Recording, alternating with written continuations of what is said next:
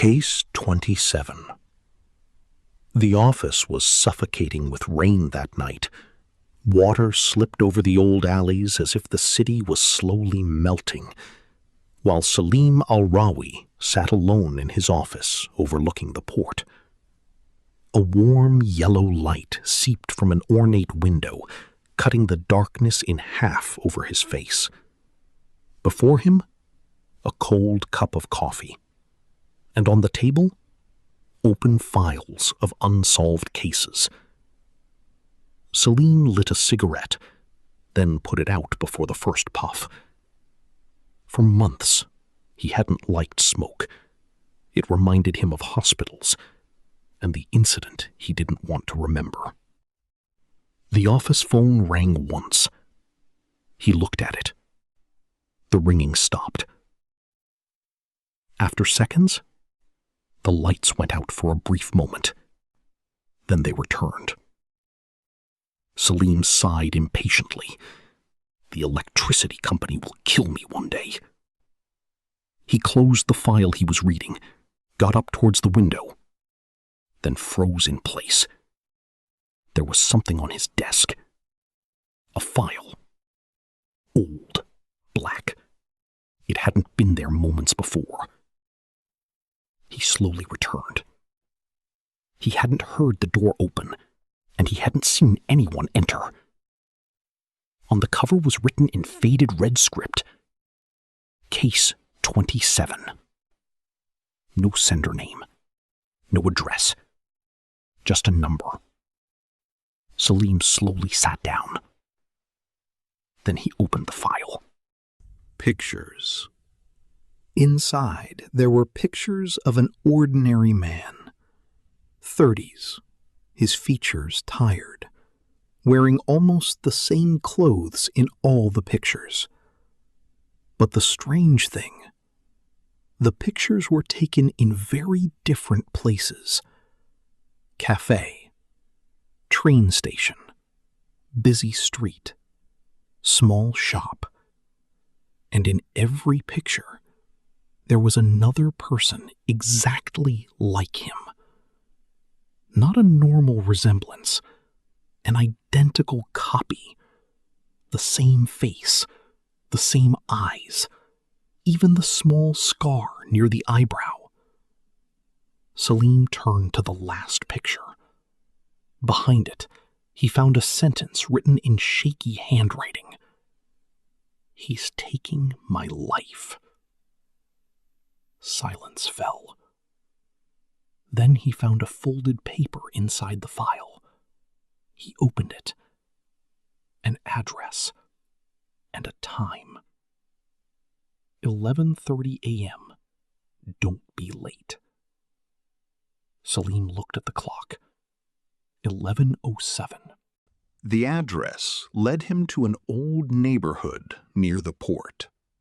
The rain had stopped, but the air remained heavy. He arrived at a small, almost empty cafe. In the back corner sat the man from the photos. He was pale, and his eyes were sunken from sleeplessness. Salim sat opposite him. He said calmly, "You sent the file?" The man slowly raised his gaze. Then he shook his head. "I was afraid you wouldn't come." Salim took out his notebook. "Start from the beginning." The man swallowed. Then he said the sentence that would remain stuck in Salim's head for weeks. "There is someone living in my place." The man's name was Yunus. At first, he thought it was just a hallucination. He saw a man who looked like him at the train station. He followed him, but he disappeared. 2 days later, his colleague at work told him, "I saw you yesterday at the market." But Yunus wasn't there. Then things started to escalate. His mother called him, angry because he had visited her and hadn't spoken to her well. His girlfriend said he went out to dinner with her, on a night when he was alone at home. Then came the final blow. He opened his phone one morning and found new photos taken of him while he was sleeping.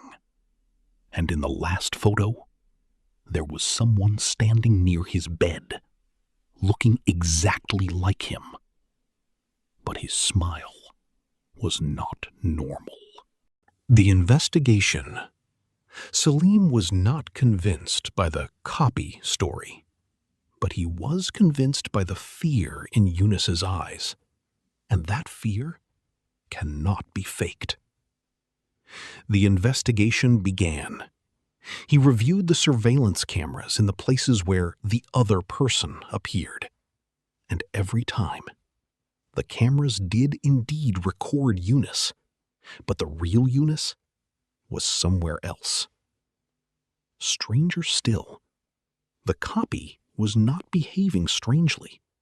Rather, it was very normal, laughing, buying things, talking to people, as if it were the original. As for the real Eunice, he began to look like an intruder. The first encounter. On the third night, Eunice called Salim in a panic. "He's here."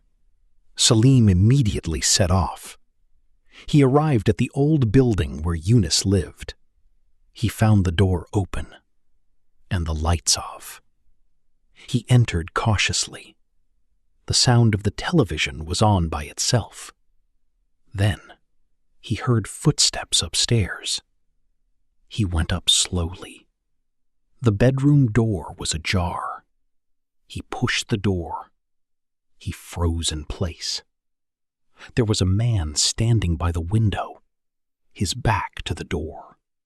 He looked exactly like Eunice. Salim said, "Don't move." The man stopped. Then he slowly turned his head.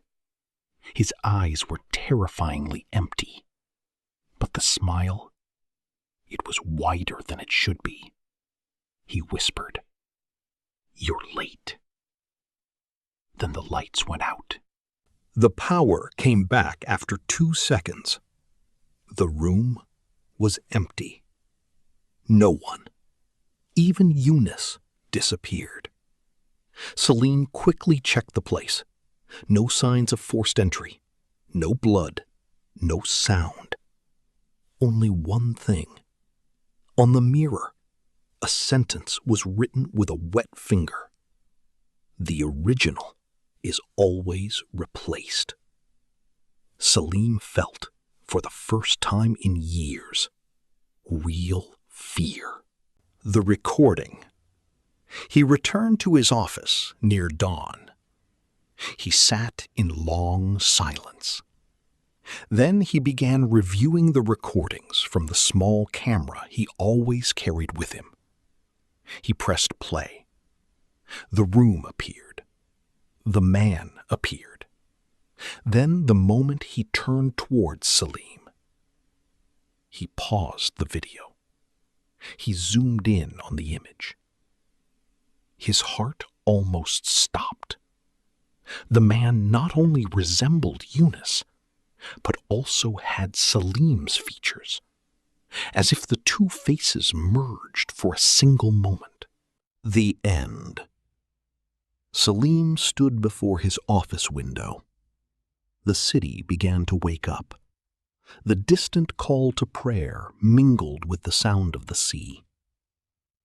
He ran his hand over his tired face. Then he raised his head towards his reflection in the glass.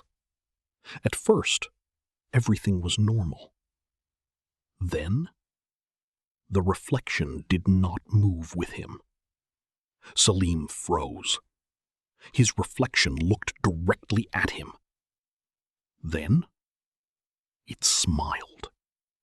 A slow, cold smile. Not his smile. The lights went out, and in the darkness, he heard a voice exactly like his own saying, "I finally found you."